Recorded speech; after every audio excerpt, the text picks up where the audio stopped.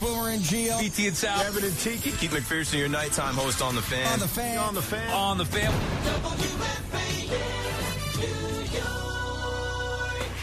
It's WFAN Daily, hosted by Pete Hoffman. Welcome to another episode of WFAN Daily, and a happy episode for the Yankee fans as they take Game 2 of the Wild Card Series and tie this up at 1-1. And there will be tomorrow. There will be a Thursday night game as winner takes all on Thursday, and Cam Schlittler will take the mound for the New York Yankees. Now, a lot going on this Wednesday to get into with this game. First of all, I got to be transparent. I was not able to sit down and watch this game all in one place. I was at the hospital at the start of the game. So I missed a little bit. I saw what was going on, but I was kind of in and out. And then I got into the car, listened on the radio, and then finally got home and watched the last few innings at home. So unfortunately for my 8-year-old, when they say at a baseball game when you guys are on the bench and they're like, don't sit on the top of the bench, like sit on the bench, don't sit on the back of the bench. Well, my 8-year-old sat on the back of the bench and he fell back. And the reason why you don't do that is because when you fall back, you get stitches. He didn't get stitches, actually, sorry, 3 staples. That's what he got. So we didn't even see an at-bat from his game. Actually, we did see one at-bat, and then we had to leave. Is what it is. He's good. He's fine. He's healthy. And that's really all that matters. But we were watching the game. That's what made him happy, was watching the Yankee game. Now, it was a little dicey here and there because the score did get tied up. But let's start it off here. So you got Carlos Rodon, who comes in here. And you, off of yesterday's Max Fried game, where he was pretty much phenomenal through every inning that he pitched, even though he only went 6 1/3 innings, he was phenomenal. You have Carlos Rodon, who you at times can basically be identical, be a mirror image to Max Fried. Can he dominate? Can he do what Max Fried did on Tuesday? Can he go deeper? That maybe is the question. And he starts off, strikeout to Rob Refsnyder, strikeout to Trevor Story, and Alex Bregman flies out. 1, 2, 3, easy peasy inning, and the Yankees are off and running. You go to the bottom of the first, Grisham flies out, Judge grounds out. Okay, Cody Bellinger singles, base hit, and you're like, okay, good. Get some runners on. Let's just see what we could do against Bello. This is his first, I believe this is his first playoff game ever pitched for Brian Bello. So Brian Bello, regardless, first playoff game he's ever pitched. So maybe you can get to him early, get him rattled, and that's what Ben Rice does. And Ben Rice does what everybody wanted him to do on Tuesday, which should he have been in the lineup on Tuesday? Probably yes, but regardless, we move on from that. This was a lineup he was going to be in. He's the cleanup hitter, and he pulls a ball to the right field and clears the short porch, and it makes it a 2-0 game to start the first inning, and that is a great start to this game because now you have the lead, and now all Carlos Rodon has to do is keep it. Now, which is, let's be honest, you think he should be able to do. You go to the second inning, fly out, Narvaez flies out, and Eaton strikes out. So again, 1, 2, 3 inning. Carlos Rodon's feeling good. Second inning, Chisholm flies out, Wells walks, and then Volpe grounds into a double play. Whatever, fine. Third inning. This is where things get dicey again. It's 2-0 Yankees, and Carlos Rodon does what he does. Duran single. Rafaela walks. Sogard sack. So you get second and third. Refsnyder strikes out. So you're like, okay, you can get out of this inning. And to Trevor Story, gets a single, scores 2 runs, and we tied up at 2. And that's the problem, is that Carlos Rodon is going to have to do a better job against better teams. Not against better teams, but he's going to have to do a better job in the playoffs. In those situations, when you have 2 outs and whatever the situation is, you got to find a way to get out of the inning. Trevor Story beat him. Okay, fine. It's tied. Reset the game. No problem. You get to the third inning, and here is again what you left off yesterday, where bases were loaded in the 9th inning and no out. You have a situation again where you have runners in scoring position. Ryan McMahon singles. Grisham, okay, gets out. Fine. Judge singles. So now you got first and second. And listen, Judge, the power right now, whether it's there or not, he's still hitting the baseball. And that's what you need right now. Keep on moving the runners. That's what we're trying to do. Just get runs however you can. Now, first and second with one out. Beautiful. They bring in Justin Wilson, the lefty, to face face Cody Bellinger. Judge and Grisham. Judge goes to second on a pass ball, and Grisham steals third. And then Cody Bellinger flies out. So now you got second and third, and Cody Bellinger flies out, and then Ben Rice flies out. Now, listen, I understand. They put the lefty in. They played the matches. They got a bunch of lefties in there to go up against your left-handed batters. So that's going to happen. You need to find a way to put bat on ball and score that run. Yesterday, the biggest issue was that when you had the bases loaded in the ninth inning, Jazz didn't get the ball deep enough, couldn't score a Goldschmidt, and you're not putting a pinch runner for Goldschmidt with down 2 runs. If it's down 1 run, you're putting a pinch runner in and you're sending the runner no matter what on that short catch at the end of the game. This case, same scenario. You're not sending the runner. You're just not doing it. So Bellinger and Rice fly out, and that's another situation where runners in scoring position, you need to find a way to score, and they did not do that. So game is tied up. Going to the fourth, another more easy inning. Eaton gets a single, but nothing too crazy. Bottom fourth, Yankees go down 1-2-3. Stanton, who hasn't really done much so far this series, and that's my guy. I love him, but you got to start for us to believe that the Yankees are going to win. Stanton or somebody else, Ben Rice right now, has to step up offensively. Stanton has not done it so far. He's grounded out a bunch, double plays, strikeouts. It is not looking good right now for Stanton, who was last week was ready. Looked like he was ready to pounce and take over in the playoffs. And so far, he has not done that. Then you go to the fifth inning, 1-2-3 again. So Carlos Rodon is feeling it. He's feeling good. This is great. And you get to the bottom of the fifth here, okay? And this is where Slayton comes in to relieve Justin Wilson. Volpe flies out. Okay. Not great. So far, he's hit that home run in game 1. You got to feel good about that. But then after that, a lot of outs. And in this one, bottom of the fifth, fly out.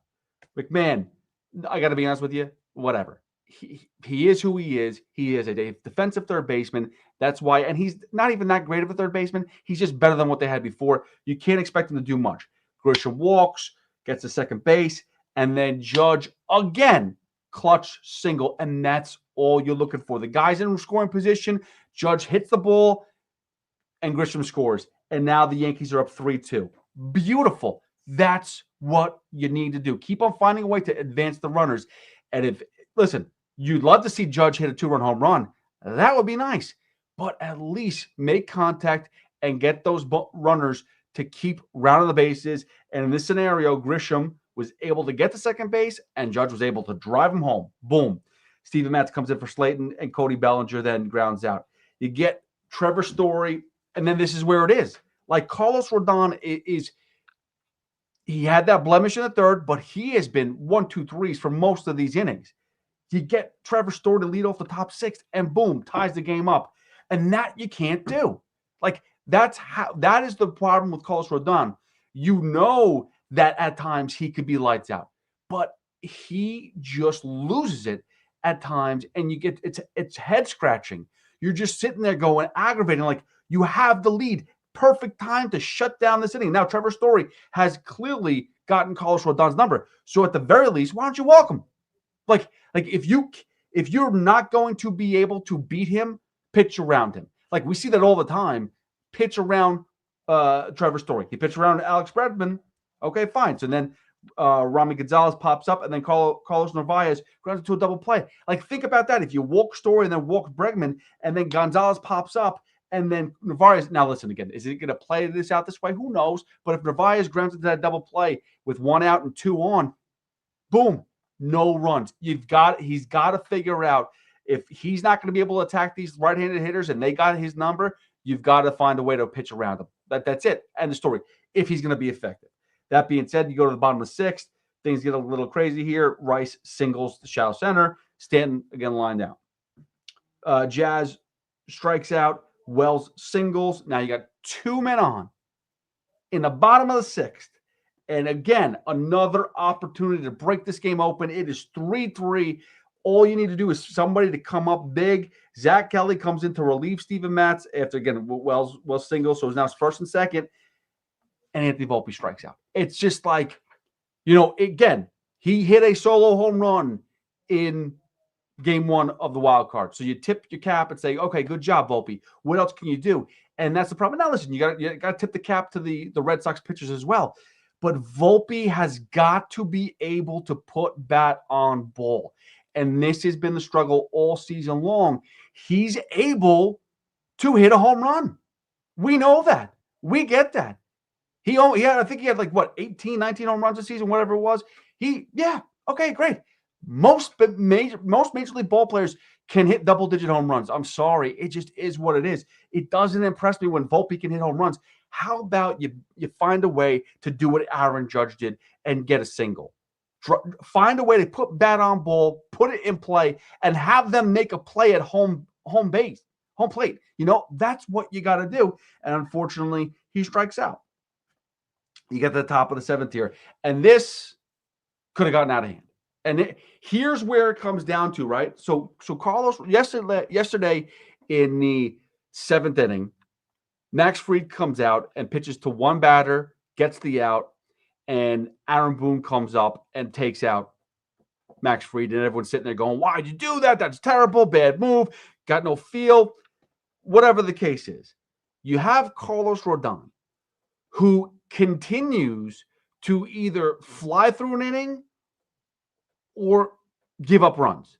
He's had 2 innings where the Trevor Story home run on the solo the inning before, and then in the third where he gave up a couple runs to tie the game up as well.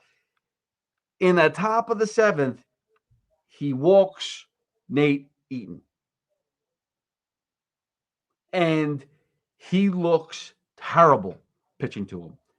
While he's pitching to Duran, he's throwing wild pitches. And then finally, he actually hits Duran. When you have Carlos Rodon, and Rodon, let's see, how many pitches did he pitch? He went a total of 91 pitches. And I understand his pitch count was better than Max Fried, so you should be able to go deeper, right, technically? But you saw him struggle throughout certain innings. You saw him not be perfect. You saw him give up the lead twice and allow the game to be tied twice. It's the 7th inning, and it's a tie ball game. You can't have any hiccups. And Carlos Rodon has shown to you already today that he could blow up at any time. Once he walks Nate Eaton and doesn't make any of those pitches relatively close, you got to go batter by batter, and that was the time to bring in Fernando Cruz. Instead, again, I get it. You want to face the lefty versus Duran, and he hits him. And 2 runners on, Fernando Cruz comes in. He gets Rafaela to pop out, gets Sogard to fly out. Yoshida singles and couldn't believe they didn't score anybody. And then Trevor Story flies out, and they get lucky. They get very, very lucky that that inning didn't blow up in their face, because a 3-3 game could have easily been 5-3 with a base hit that scored a run. Could have been. And they get very, very lucky, and they move on to the bottom of the 7th. Whitlock comes in and makes pretty much, besides the Grisham double, makes easy work. Top 8th, Devin Williams comes in, and he's been pitching pretty good, but he does allow a leadoff single to Bregman. Comes in and grounds into a double play, and then Narvaez strikes out. So, listen, Williams has been effective. You could sit there and talk about whatever he did in the regular season, however terrible he was in April, which he was god-awful. He was the worst that anybody's ever seen Devin Williams pitch before, and he's had some bad Aprils. This was the worst ever April of his entirety, and he had an okay season after that. It was good. It wasn't great. It was good. You take away that first month, he was a good pitcher. However, he has been really, really good for the last, I think, 9 or 10 appearances for Devin Williams. And he's somebody that you could trust. You can't put in Zach Wheeler. I said Zach Wheeler. Weaver. Why am I saying Zach Wheeler? Jeez. He's out for the season. You can't put in Weaver. You can't put in, some of these other guys. Tim Hill, I'm not trusting. But you could trust Devin Williams. That's for sure. You get to the bottom of the 8th here, and this is where things get exciting again. Ben Rice strikes out. Okay. Stanton grounds out.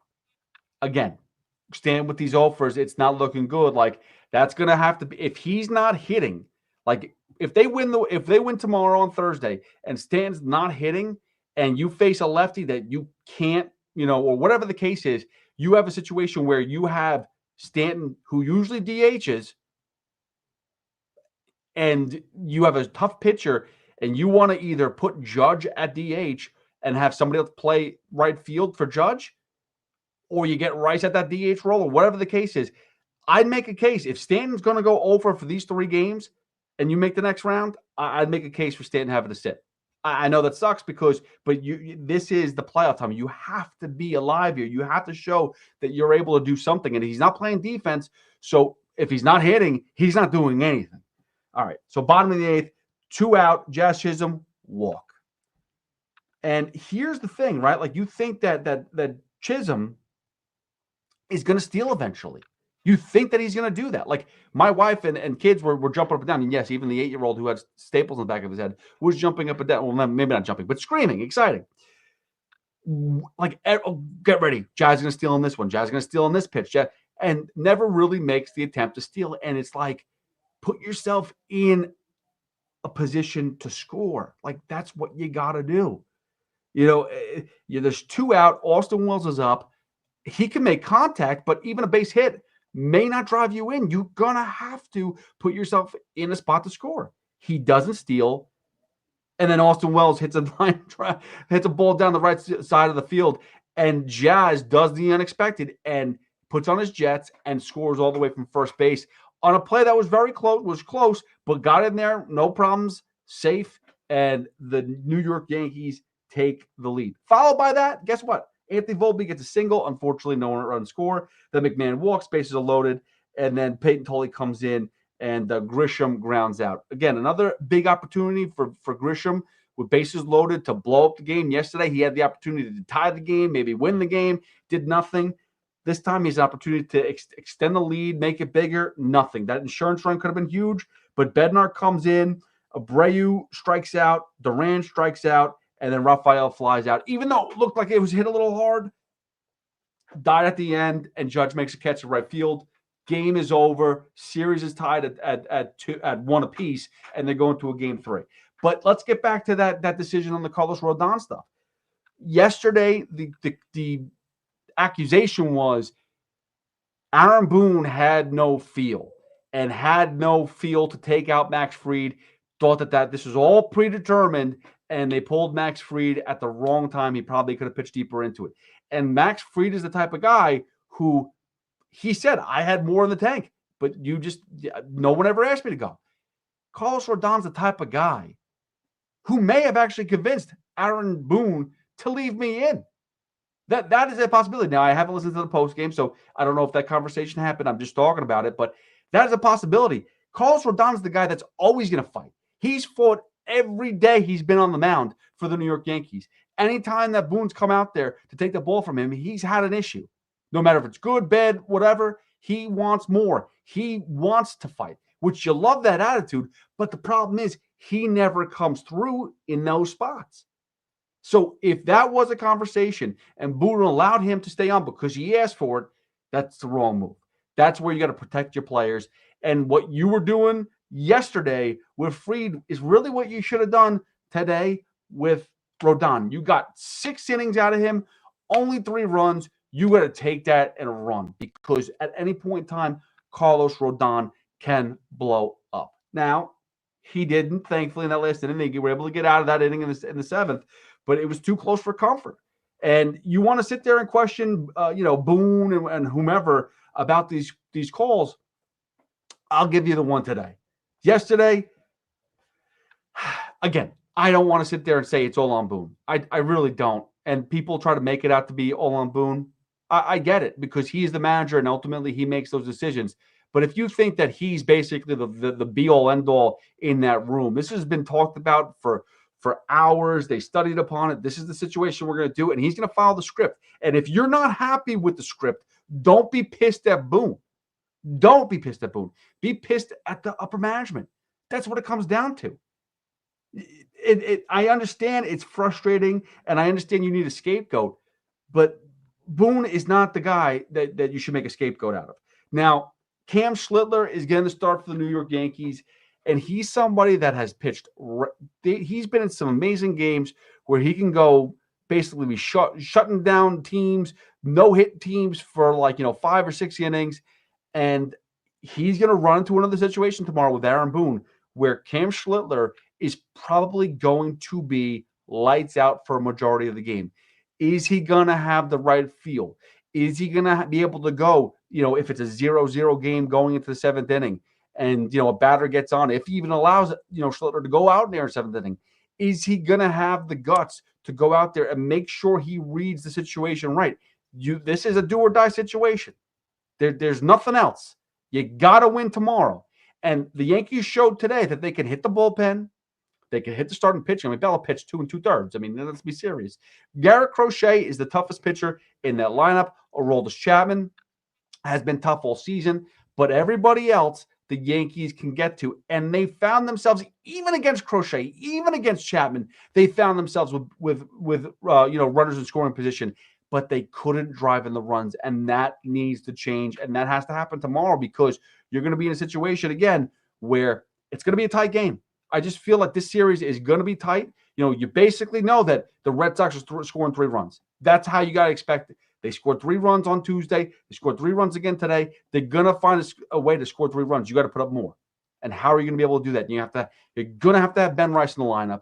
You're going to have, Stanton's questionable. If he's not going to produce, and especially with defensive purposes, because now, we saw yesterday with Sogard taking advantage of Judge's arm in right field.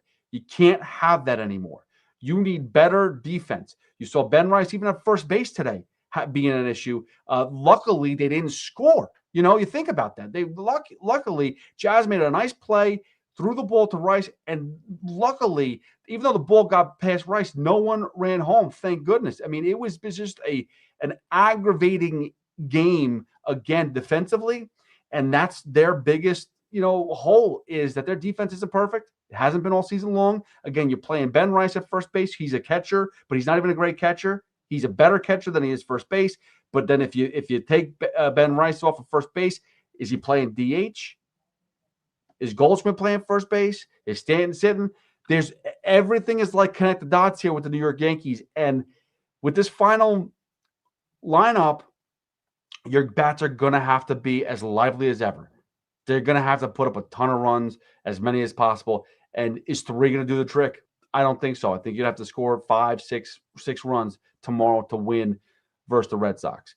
But it's do or die, and then on to the next. Is it going to be the Red Sox? Is it going to be the Yankees? Is this rivalry that exciting? Is the 3-game series very exciting? It is a good series. No one's going to deny it, but I wish this was a 5 or 7-game series. 3 games suck. It's better than the 1-game playoff where it was like a playing game.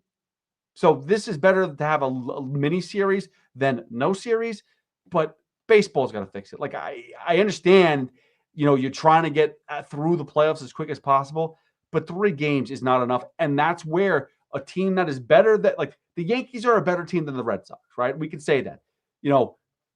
Carlos Rodon maybe had an off night, but he's still better than the other starting pitchers on the Red Sox, right? Besides Garrett Crochet. Garrett Crochet is amazing. Tomorrow, Cam Schlittler's going. All it takes is 1 bad inning, and the series can be over for the Yankees. But the Yankees are the better team. That's why these short series suck. But again, that's what baseball wants. When you go into sudden death stuff, that's why football sometimes is crazy. When you go to the NFL and there's these, it's not a playoff series. It's a 1 game, sudden death basically, win it in, and anybody can win. So I'm not a fan of the 3-game series, but I am a fan of playing more baseball, and that's one thing I will say. I know some people are like, but Pete, you are a Mets fan, aren't you? Yes, I am. I, though, however, am I have a couple things. First of all, family comes first. So no matter what happened today, had to be at the hospital with my kid, my family, had to make sure that they were healthy. Then comes the Mets. Love the Mets. Mets are my team. But then after that, my rooting interest is New York. And I've made that very clear for a long time now. I am tired of watching other cities, other places that I can't stand, whether it's Philadelphia, whether it's Boston, you name it. I can't stand seeing other cities, states celebrate championships while we haven't won one. And I understand the Liberty did, so kudos to you. But besides Liberty, we haven't won a championship since the Giants in 2012. It is arguably way too long. We're talking about 13 years of a drought. It's got to end. And I don't care who it is to end it. Like every year, I hope the Giants and Jets are going to do well. And they don't. And that hurts. I'm hoping that the Knicks are going to have a great season. They did. And they still failed. And that hurts because I don't want to see anybody else celebrate. I want to celebrate. And we need to celebrate. The New York fans, you tell me if I'm wrong, but New York fans got to celebrate something soon, right? We can't celebrate, oh, we got to a World Series or, oh, we got to a Eastern Conference final. No, we've had a little taste of it here. The Yankees won the World Series last year. You know, the Rangers had a run 10 years ago. They got the Stanley Cup. The Mets went to the World Series 10 years ago too. Yeah, we've all been there, had those little tastes of it. We need to win. It's time to. It's been way too far. And there's too many teams locally that for us to lose and not win is outrageous. It's embarrassing. LA keeps on winning and stuff, but we don't. And I know it's like, and that's why I say, like, when it comes down to like the Mets and Yankee stuff and people are just battling and want to be Mets versus Yankees, there's a time and a place for it. But right now for me, I am all in on the Yankees winning a World Series because I just want people in New York, the tri-state area, to be happy. That's what I'm looking for. And if you don't respect it, that's fine. If you're like, oh, you're not a real Mets fan, how can you do that? That's fine. But I've learned to not care enough about being upset about the Yankees. Like, I don't care. Like, when I'm watching this, like the Yankees losing this year, the Mets losing this year, that killed me. That hurt my soul. The Yankees had nothing to do with that. Like, does anybody understand that the Yankees had nothing to do with the Mets losing? Yes, Yankee fans were poking the hell out of all Mets fans. Why? Because Mets fans were pissing all over Yankee fans when Juan Soto came here. So I get it. Now, I'm not saying that either is wrong. You can do whatever you want. I'm just telling you how I'm going to do it. I am not going to piss on anybody. I don't like to piss on people. That's not my goal. I don't want to do that. I want to celebrate. We think we should all celebrate. And if the Yankees bring a championship to New York, it is okay to crack a smile. It is okay to say we got one. Because we, as a New Yorker, got one over Philly, over LA, over Boston, over Canada, over Cleveland, over whoever else you want to put, Chicago, Milwaukee. That's what I feel. You don't have to feel that way, and that's okay. You can tell me that I'm not a real fan. I'm going to tell you to go screw. That's all. Thank you for listening to another episode of WFAN Daily. Game 3 is tomorrow. I'm hoping to go live in the 9th inning as long as I don't go to the hospital with anybody else. There should be no reason why we're going to the hospital. So let's have a good game, and maybe we'll go on earlier if needed. But at the very least, we'll go live in the 9th inning and watch the 9th inning go, and we'll see how things go. But thanks again for listening to another episode of WFAN Daily. You can hit me up at Hoff WFAN on all social media. And I will see you guys tomorrow at 10 a.m. with BT and Sal. And you can go check out the Odyssey app for anything else, any of the shows, whether it's Boomer and Gio, whether it's Evan and Tiki, Keith McPherson, Chris McMonagle, you name it. It's all there on the Odyssey app. And don't forget to like and subscribe on the YouTube page as well. We appreciate the time. I appreciate the time. I appreciate the follows. I'll catch you guys tomorrow.